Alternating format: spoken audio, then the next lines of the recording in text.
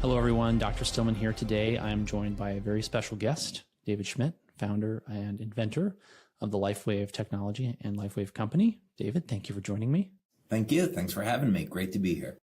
So I have to start with my story for how I found out about you, your product. It was 2 years ago. My friend Renita Brannon came to me and said, I have this amazing product. You have to try it. It's amazing. It's based on light therapy. It's right up your alley. And I was very busy, under a lot of pressure, building a practice, seeing lots of sick, difficult cases, and I get a lot of requests for people to look at their products. And so I took about 2 months to finally get back to Renita. And I was absolutely floored by what happened with the product once I started to recommend it to friends and family and use it myself. I was very skeptical at first because the whole premise seemed almost too good to be true. And then we started to have the results roll in. And 2 years later, it's a huge part of my practice. It's one of the mainstays of what we do to get people the results that we get them. And so I'm excited to talk to you today about the technology. And I like to always start by asking people who they are and where they're from. My name is David Schmidt, and I am the founder of Lifewave, chairman, and I'm an inventor at heart. I think I have somewhere over 150 patents at the moment. I am a husband, a father, have an amazing family, and been incredibly blessed in my life with so many things that would give God thanks for so many blessings that are too numerous to name. But extraordinarily grateful for Lifewave. It's been an amazing 22, 23-year journey now, and all the lives that we've been able to touch around the planet is really incredible. It's heartwarming and moving. And where are you from? Oh, I'm from New Jersey originally, New York, New Jersey area. And now you live in Florida, right? Now I live in Florida. I've done some globe hopping in terms of places that I've lived. I've lived in the Midwest, in Southern California, in Florida, and my wife lives in Denmark. So I commute back and forth between Florida and Denmark. I did not know that. Okay. So I want to jump right into talking about light. And the first question I want to ask you is, where did you get the idea to use light to heal people? So this came back, I was in my 20s, and I had been very, very fortunate to be going to Pace University in Westchester. And I did my first 4 years in computer science and management. I had been a very good student in all of my science classes in high school, and I had thought about getting a degree in biology. And my guidance counselor pushed me towards computers. And so I got out of college, and I worked for a company designing medical devices, and I thought I really have to go back to school to get a degree in biology. So I went back to Pace, and I became friendly with the chairman of the biology department, Dr. Bill Ventura. And I had a concept for treating cancer cells.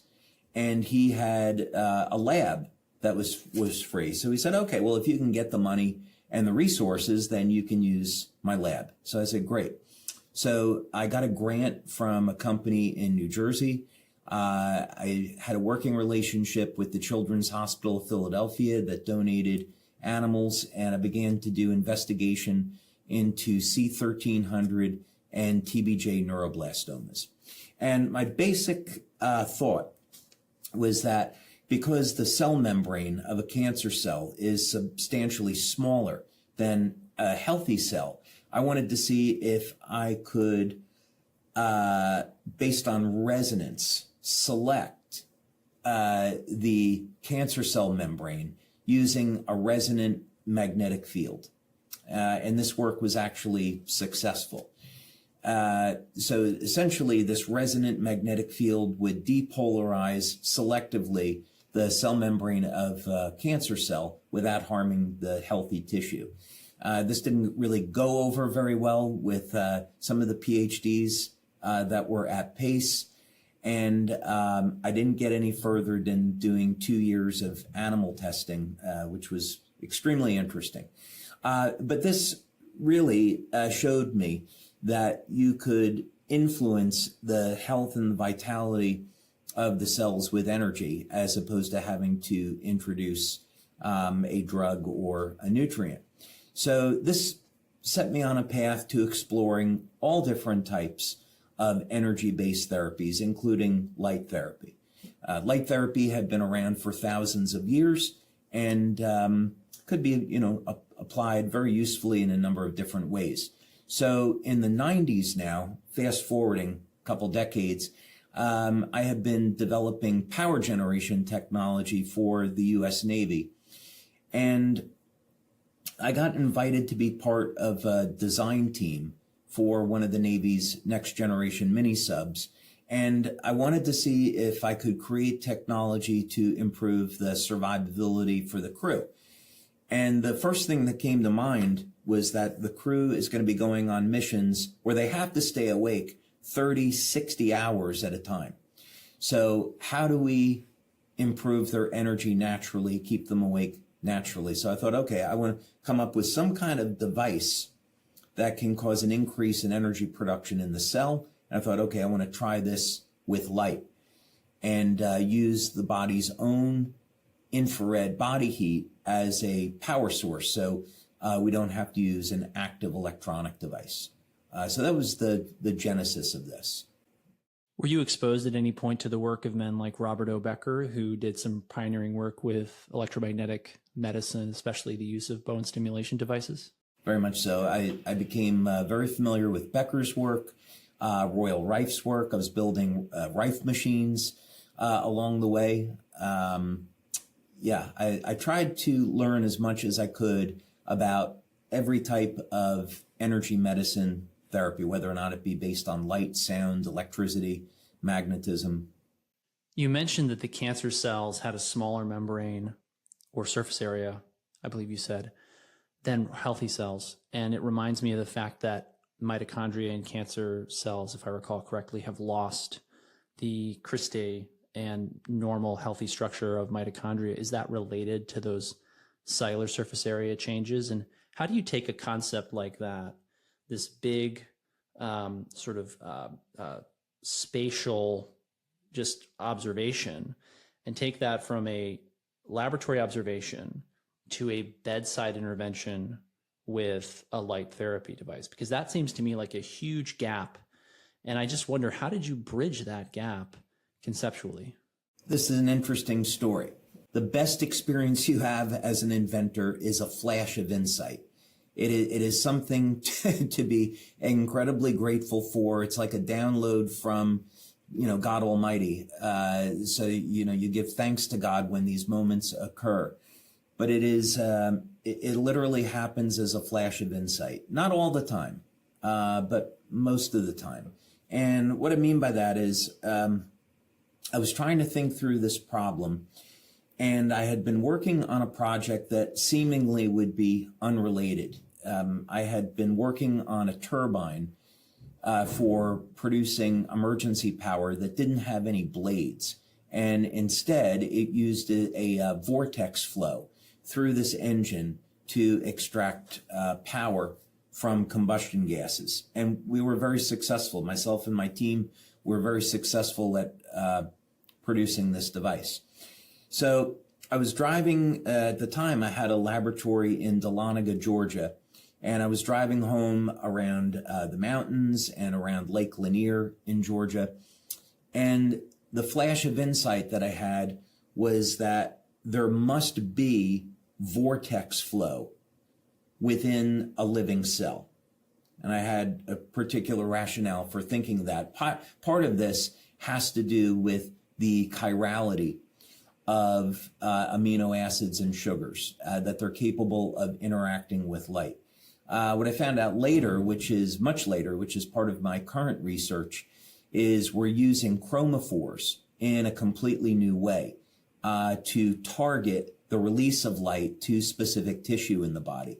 I'd be happy to kind of get into that because I'm incredibly excited about the implications of this research. But basically, I came up with this idea that if you could create circular polarized light, that it would establish a communications channel between a device and living cells. And so when we're talking about Lifewave, while it's true that it does stimulate the skin with low levels of light, that is kind of the consumer pedestrian explanation. It does not disclose most of the details of actually what's going on, because it's just, it would be confusing, I think, for most people, and they don't need that much technical information. But essentially what happens is I take amino acids and sugars, I process them in a way to create a phenomena called circular polarization of light. You can actually see this if you took a solution of the crystals that are in the patches and run light through it. You can see the pattern that it leaves, and it looks like a circular vortex. And what we found was that this could transfer photons over into the cell and cause specific genes to express to turn on production of energy in the mitochondria, as well as turn on production of specific peptides. So I know that's a little bit far from the question that you asked, but I think it's really to say that when you start with a problem, you try to distill it down into the most simple forms possible. And then as you go about the design process, at least for me, I often get a flash of insight where there's a door that opens and I say, oh, okay, I can go in this direction. That might work. It just seems to me like you're operating with a completely different map of how human and really any cell operates, taking into account properties of light that most people never even hear about. Even for me, having read, I can't tell you how many books, popular books, but written by people with a deep education in the topic on quantum biology, physics. I'm Meredith Oak. I'm one of her faculty at the Quantum Biology Collective. So I teach clinicians about some of these things, but I can tell from your work that there's things about light and how it interacts with life that are not in my experience or knowledge. And it's so interesting. I mean, I could talk to you about this for a long time, and I don't know if I want to today, but it's just, I mean, am I correct? Are there a lot more properties of light than we're taught about in school or in popular textbooks, articles? Is there just more packed into these little tiny photons than we could even possibly imagine? What I might say is, first, I might find water more interesting than light, and the interaction between water and light. Water to me is incredibly unusual, and a scientist could probably spend their entire career studying water and maybe not learn all the properties. And then the interaction between water and light is unusual. But from my perspective on light is that first, if we take the Bible literally, we can see relationships between things that might normally not be self-evident. And we did, I think there were several experiments that really helped in my understanding of light. One of them was we created, and this is, I wouldn't recommend this because it's rather dangerous, but we took an electrolyzer and we made hydrogen, and then we pulled a vacuum on the system and we created a hydrogen plasma. So we took an evacuated tube and filled it with hydrogen gas and then energized it with high voltage. But then what we did was, in this chamber, we had an arrangement of magnets, which we had the magnets form the electrodes, and we caused a high voltage discharge, about 45,000 volt discharge between the two. And we created a vortex using this hydrogen plasma. Then we did that with another set of magnets and plasma. And what we wanted to do was simulate the counter-rotating hydrogen atoms that exist in the DNA. So we've got a hydrogen atom that sits right down the center of DNA, and we know that the DNA zips and unzips through cell replication. Well, what's interesting is that there are photons of light that are emitted right in that area between the hydrogen atoms. And my hypothesis, based on our experimentation, is that this is a bridge to the ether. It's literally where, right in the center of our DNA, it's literally where spirit and flesh meet. And these are highly coherent pulses of light that Beverly Rubik named biophotons. And then these biophotons initiate thousands of biochemical reactions within the cell. So these signal induction and signal transduction effects that we see in communication with the cells all get their origin in light. And incredibly, this is initiated right at the center of DNA. So, and those photons are modulated by the biochemistry of the cells. I didn't know you knew Beverly Rubik. I met her during COVID. Oh, Dr. Rubik, we met back in 2005 at a party in San Francisco where there was a group of scientists that got together, and then we became friendly, and she ended up doing one of the first Lifewave studies. Oh, great. Yeah, she's a fantastic, as you already know, incredibly smart. So fast forward from 2005 and the initiation of your work with the DoD for the energy enhancer patches. We've got the X39 patch now. That's the patch that I've seen have the most profound effects. It's the one I lead with because of that. I'm really curious to hear because I know things that go from bench to bedside, it all sounds great, but there's always that, well, what's going to really happen when we start deploying this in clinical practice? And I'm curious, what was it like? What was the moment like when you realized you really had something as powerful as the X39 patch is? Incredible, exhilarating. It was, an entirely new door that opened up. And I would say at that moment, I didn't know how high up was going to be for the company. So to frame this, I had just gotten through about 10 years of stem cell research, which had gone incredibly well. We had done a number of clinical studies with Dr. Norm Shealy, where we successfully regrew peripheral nerves in patients with diabetic and idiopathic neuropathy. We had done some in vitro work with Dr. Glenn Ryan. And then importantly, we had done stem cell research at the National University of Ireland in Galway with Dr. Tim O'Brien and his team at the Regenerative Medicine Institute. And basically the premise was if we could create an electromagnetic field of a specific shape, that we could initiate communication with stem cells that existed in the human body. Let's say at the time we were working with mesenchymal stem cells, and increase their motility rate, and increase the production of growth factors like VEGF.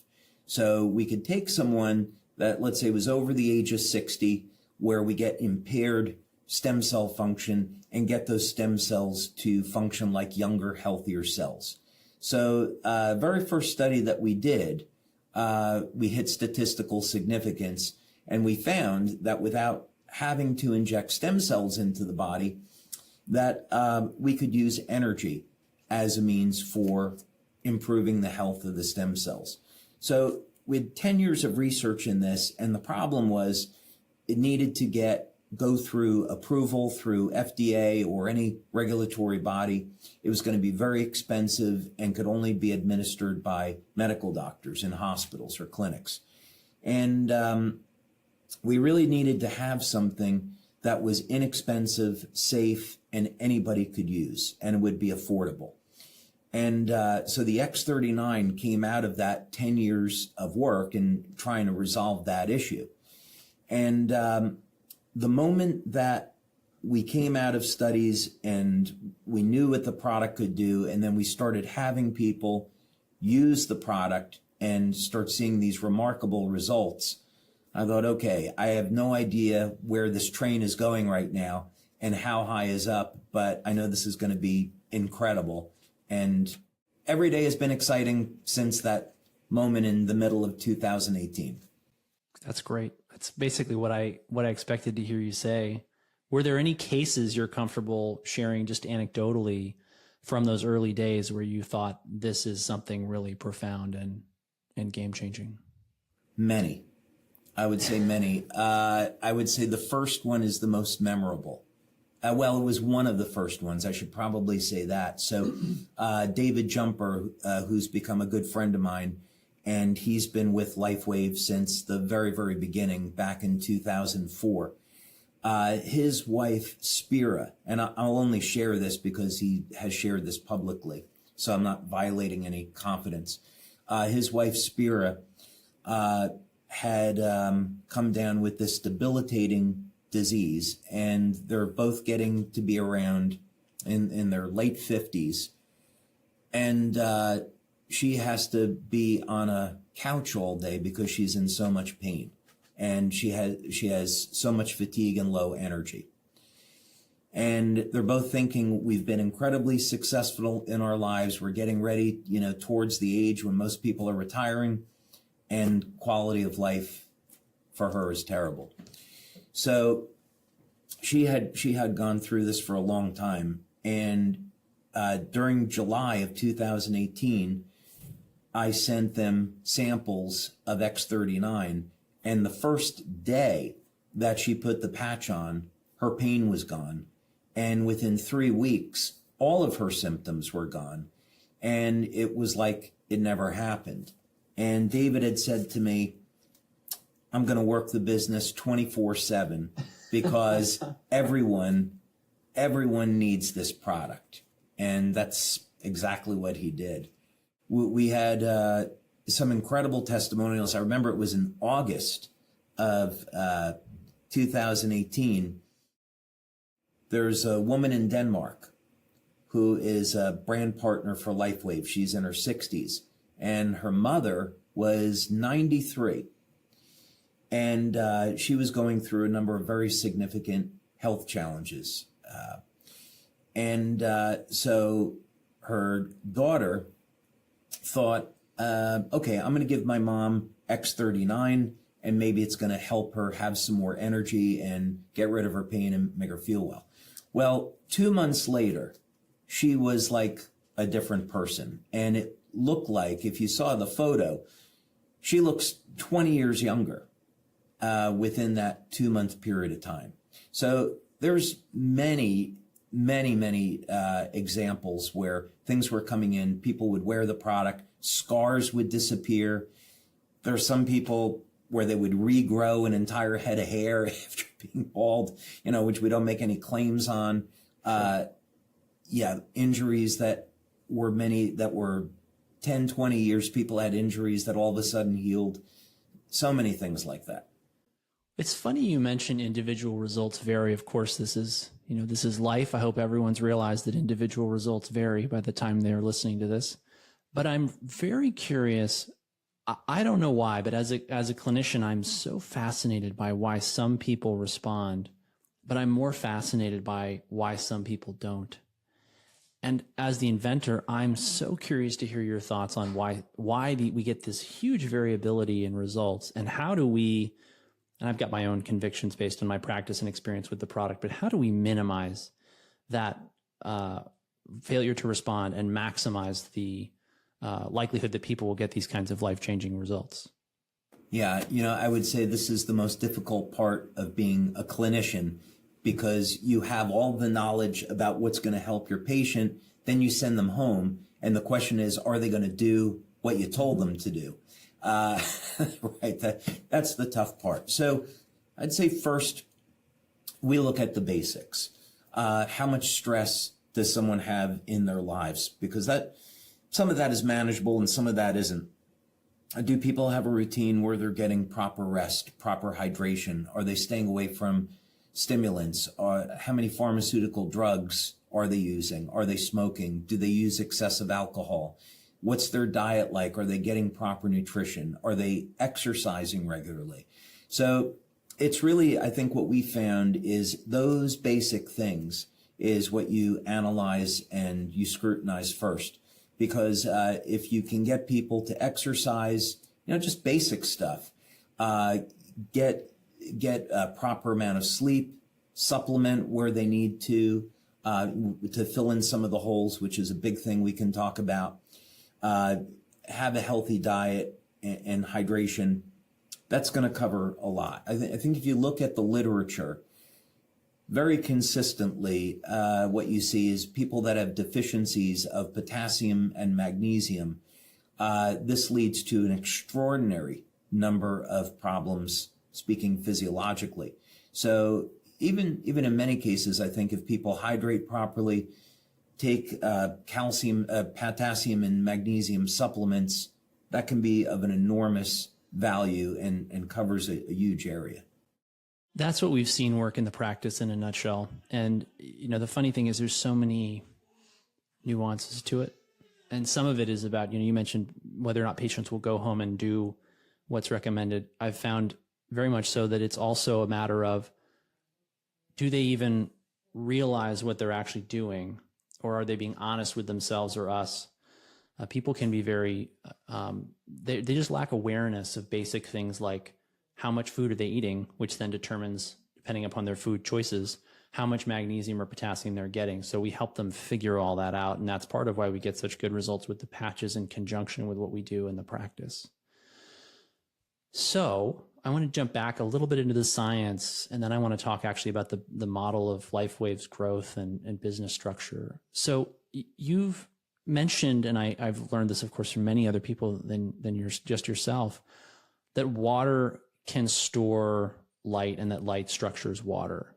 And you've mentioned in a podcast with Meredith that there are domains of water, and you've alluded to this, if you didn't say it outright, I don't recall exactly, that we can basically program water with light in such a way that we can also control when that light will be released. And that fascinated me and excited me because of what I know about how light structures water. And I'm so curious, how can we manipulate these very primordial fundamental properties of water and light? So this started back a number of years ago, and I'll tell you the story so it makes sense. We were doing these experiments where we were regrowing tissue, regenerating damaged nerves. And in some cases, I'll give you one specific example. We had, I have 23 different versions of a technology called a double helix conductor. And in one of them specifically, we would take planaria, and with the planaria, you can cut the tail off and it will regenerate a new tail in about 16, 17 days. It takes about 10 hours for that cut to heal. We were able to treat the planaria with a very specific type of electromagnetic field, and the cut healed in real time, less than 15 minutes, as opposed to 10 hours. And we were able to regenerate the tails in about 17 hours, 16 to 17 hours, as opposed to 16 to 17 days.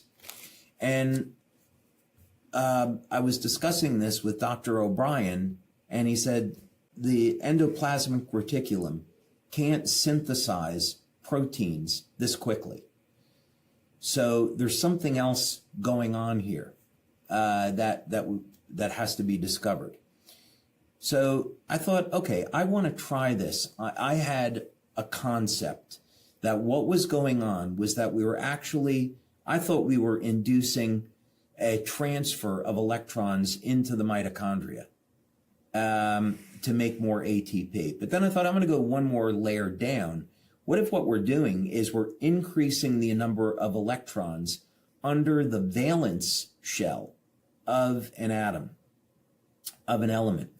And so there's a theory, or maybe it's a hypothesis in physics, that if you took an element like aluminum and you have the valence electrons, and there's a number of inner shells of electron orbitals, that the actual number of electrons could be infinite, that we may not actually know the total number of electrons on those inner orbitals. This is coming from some physicists that I've spoken with. And I thought, okay, maybe we're increasing the number, as controversial as this would be, maybe we're increasing the number of electrons in the atom of everything, of what everything is made of. So to test this, we got inorganic crystal systems, and we took one as a control, and we took the other and subjected to this electromagnetic field. And the crystals being treated by the electromagnetic field grew more rapidly, and they also oriented themselves in the direction of the coil. So we showed that we could increase growth rates on a completely inorganic system, and that this had nothing to do with the mitochondria. Okay, well, what do you do next? So I thought, I'm going to take something extremely basic, which was tin. Let's take a number of different metals like tin, bismuth, antimony that have low melting points. And what we'll do is we will create a pacification layer that we can observe. So we took, as an example, tin. We combined it with oxygen in the presence of this field. And instead of getting a gray tin oxide, we got gold. This was a gold-colored metallic oxide that looks identical to gold. So we sent this material out to EAG Eurofins, and we performed what's called X-ray diffraction. And then we were able to compare this material to a database of 60,000 materials, and they validated that this was a completely new material that never existed before. And what we did was we were able to change the angle at which the tin and the oxygen were bound to one another. And that explained why we were able to change the color, since this had to do with changing the reflection of light. So then I thought, if I could do this with water, hydrogen is a metal and has a metallic state. Hydrogen exists as a metallic form. So what if we took water, electrolyzed it, and split it into hydrogen and oxygen, and then in the presence of this energy field and a catalyst, reassemble the hydrogen and oxygen, but now we've inserted energy between the bonds, and we have a new form of water. And that worked. And I got a number of patents on that, and was able to eventually, after about 6 years, create a machine that you can put, instead of a big laboratory monster, now you have a machine that you can put on your desk that makes this special light-infused water. And that's coming in July. That's coming in July. And then, the question is, well, if you can do this, what wavelengths of light do you put in the water? And without taking up, all of the time here to get into it, and I would be happy to go into as much detail as you like, but the short answer is I wanted to find out why species like lobsters were not aging, and unravel that code, and then put that code of light into the water so people could drink the water and become younger. That was the goal. I can't tell you how excited I am to try the water machine. And I'll leave it at that, because we could go on about the water for the rest of the hour. Have you asked Renita about it? Because Renita and Scott have both had this water now. I haven't asked her for her personal testimony. I did listen to your interview with Meredith where you spoke about it. And now I'm mixing up my conversations, though. I don't remember which of these are public knowledge and which of these are not. And well, the reason I think that's important is, as you know, I think often of Ephesians 6:12, for we wrestle not against flesh and blood, but against powers and principalities and the worldly governors, the rulers of the spiritual darkness of this world. And there are a lot of people who want to prevent us from getting wonderful technologies like this out. So maybe we'll talk about that on another podcast soon, but suffice it to say, I'm very excited about the Light machine. And I will strongly recommend people who are listening to this who want more to listen to.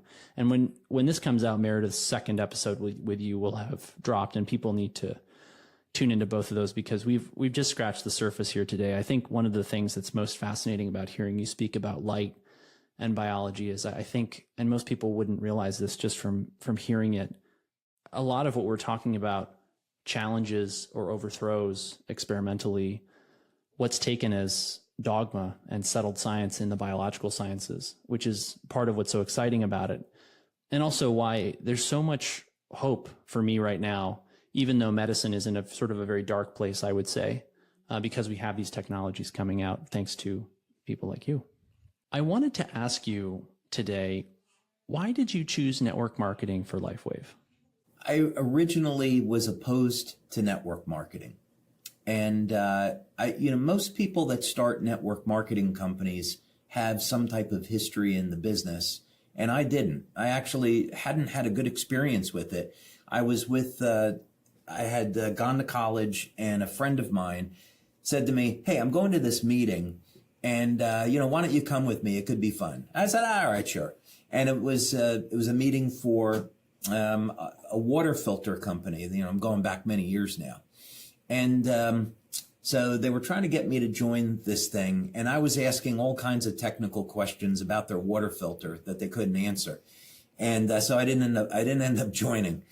But that's I think how I thought of network marketing, and so back in 2002, when I started Lifewave, I had been thinking about putting the patches into a retail store like GNC, or doing radio advertising or TV advertising. I actually had approached GNC and I had a deal with them, but I eventually turned that down in favor of starting the network. I'd thought about putting it on an infomercial and doing it, advertising it that way. So during those first 2 years of 2002, 2004, in addition to setting up manufacturing, doing studies, exploring how to possibly market this new technology. And I had the experience where I had spoken with a business friend about the patches. He took it to someone, then took it to someone else. That got it to a medical doctor in Texas, who got it to a medical doctor in California, who got it to Coach Richard Quick at Stanford University. And then Richard was an amazing human being. And we put patches on his Olympic swimmers and got amazing results. That all happened because of networking. And then it started to become obvious to me that this was going to be the path forward. So I reluctantly decided to go the direction, and it's been incredible ever since. I have a similar story. I'll be telling it on an upcoming podcast with my mentor in network marketing, Richard Brook, who I think you'd really like. And that was one of my initial hesitations about the product. But what I've observed is that the product is so novel that the idea of running an ad for it, people are used to getting ads for supplements. They're used to getting ads for medications. They're used to getting ads for all these things. When you first approach someone with this product and you explain to them that it's a patch the size of a postage stamp that they put on their body and has all these profound impacts, it takes them a while. You have to nurture the relationship. And there is a certain amount of faith that goes into trying it that I haven't seen. Patients come to me as a functional integrative medicine doctor expecting supplements. And so they don't think anything about, well, this supplement is $100. This one's $200. This one's $300. The next thing I know, the patients are on $1,000 worth of supplements, right? We try to keep it below that because we don't find people get the best results on the most supplements. But it takes some time to really educate people about this. And so I can see why it's working, because once people understand the value, it's a no-brainer to go ahead and add this to whatever else they're doing for their health and their wellness, or frankly, to replace a lot of what they're doing with this, because I have patients all the time who They're tired of taking supplements. The supplements are not working. We pivot to the patches. We get better results faster and more sustainably over the long haul. So my next question for you is, what's your vision for the impact that the company is going to have around the world in the coming years? We are looking to form relationships with partners where we can do as much good as possible. And we're looking out over the next 5 to 7 years. So, for example, we donated money to the ocean cleanup to remove microplastics from the oceans. We've donated money to Convoy of Hope and Red Cross so we can help people in need. We've had this drone program, which is 4 years now this month, where we're intending to use this drone technology for search and rescue missions, delivery of medical goods, and so forth. And so because we're growing so rapidly and we're very quickly approaching becoming a billion-dollar company, I want to think about what is the lasting impact that we want to have on people and also for the planet. And I've kind of come to the conclusion that given everything that's happening in society with AI and robotics and some of the enormous changes that will occur in the coming years, that there's two things that I think would be really important for me to do now for the business. The first one is to make Lifewave a multi-generational company. So invent, develop, and put out to market new technologies that make this company sustainable 10, 20, 30 years into the future. And that technology is going to be, in addition to the light therapy products, which we have another 7 years to release. Wait a minute. I want to clarify something you just said. Do you mean you have 7 more years of products lined up that are just waiting? Yes. These are technologies that exist. Some of them are patented, some of them we haven't. And it's a matter of putting them into manufacturing and getting them out to market. But it'll be like the water machine, where the area that I really want to focus on now is releasing light inside the body. So both topical application of light, but release of light inside the body. And we're finding some truly incredible things, which is essentially, if I were to summarize it, it's the ability to take light and direct it to a specific part of the body to accelerate healing in the kidneys, the liver, the brain, wherever it's needed. That's the future of where we're going with light therapy. On the other side, on the business opportunity, I've spent years in power generation, some professionally and then some as a hobby. And the drone that we have has a completely novel power generation system. And so the plan is that over the next 5 years or so, we would adapt that technology to power people's homes. It's a completely new form of green energy. So you would have this device, it would generate 20 kilowatts, and it would power your home, charge your electric vehicle, and you'd have enough power left over to sell back to the grid to earn an income. And those are going to be major projects that we'll have in the coming 5-7 years. And then, in the process, in addition to that being great for business, there's an enormous number of benefits that occur for any country that would implement this. It decentralizes the grid for power generation, so that makes it less susceptible to terrorism. In the event of emergencies like hurricanes, when the grid is down, people still have power, they can still get around. And it's completely clean, so we can get away from burning coal and nuclear. So this is where I want to take things. That's incredibly exciting. And I think most people don't realize that the energy grid here in the United States, even which has purportedly excellent infrastructure. It's estimated that if the grid ever went down for a prolonged period of time, 90% of Americans would perish from privation, which is really sobering, and part of why this sort of technology is essential for really stability and security. So I'm excited that's where we're headed.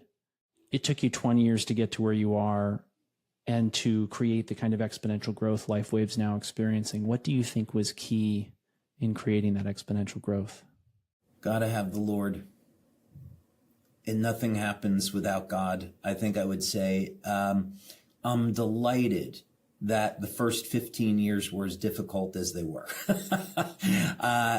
It was, we spent 15 years hovering between 20 and $40 million a year in business. So, we were successful and had a nice business, but we could never kind of break out of that. And there was a lot of infrastructure that we needed to build, a lot of things that we weren't doing right that we had to correct. And if we hadn't had that 15 years to develop a foundation, we never would have been able to have the success that we have today and have that platform. So I'm incredibly grateful that we went through those really difficult times and had the time to build the infrastructure. It was a true blessing. And remind me, when did you switch to the network marketing model? We've always been network marketing. Oh, it was straight from the beginning. Yeah, Okay. Straight from the beginning. 2002, the company started, and then 2004, we began sales. So we've always been a network marketing company. Understood. Okay. This is, from what I can see, one of the greatest wealth building opportunities for people, everyday people, practitioners, anyone who's interested in jumping in and getting involved with the company. And I've been wanting to ask you, why did you decide to create such a generous compensation plan for your distributors? That happened from the very beginning because I didn't really know very much about network marketing. I knew about the power of it just from personal experiences. But I couldn't have told you back in 2003 what a compensation plan was or a binary or anything like that. So, I began talking to people about it, trying to learn about it. And the thought that entered my mind is we have, and now this is going back in the context of 2004, we have a product with only a few studies. Nobody knows who I am. This is completely new science. It's really out there compared to what was in mainstream back then. So I think we need to give people an enormous financial incentive to go and invest and put their time into building the business. And, we have about a 52% payout. And company like Herbalife, I think, is down around 37%. Other network marketing companies around 43%. So this was way on the generous side. But I wouldn't have changed a thing because it's the fact that we were so generous with the payout has definitely contributed to our longevity. No question about it. I think it's very wise. I think what I see happening and why network marketing has such a negative reputation is that people are taking products that are not particularly good. They are using knockoff ingredients that are not premium in quality. And so it's a race to the bottom, and you have no money to pay distributors with. And so then they just resort to the kind of unethical behavior that has given it a negative reputation. And frankly, the fact that the product at Lifewave is as good as it is and gives people the results it gives them, while also compensating the people who are working to represent the product effectively and appropriately, is why I'm here. And so I'm so grateful for the opportunity to be working with you on this project. Oh, thank you. Another way to look at it, I kind of think of this as a sports team, right? So if I'm the owner of the sports team, you would pay, like, let's say a basketball team, you might pay 50% of your revenues out to the athletes. And I know the owners often complain. It's like, they're the ones that are bringing people in. You want to see LeBron James and, back in the day, Michael Jordan and so forth. So you better be compensating them appropriately. So I kind of look at it that way, is that I don't have a company without our brand partners. So this has to be a symbiotic relationship. We've all got to win in this and be a family. So I'm grateful that we have the payout that we do. Absolutely. And my last question to you today, Amway, perhaps the most well-known network marketing company in existence and the original, so to speak, has been stuck at $8 billion for 10 to 15 years. What do you intend to do differently for Lifewave to maintain its forward momentum and exponential growth for longer than that? Innovation. I happened to meet the CFO of Amway back in September, and they were excited about having 2% growth in 2024 over 2023, and they were hoping they could have another 2% growth in 2025. And, you know, when you're at $8 billion a year, 2%, you know, is a lot of money.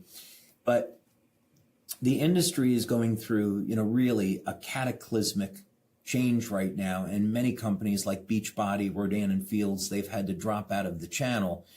And they're looking at, well, what new product can I introduce?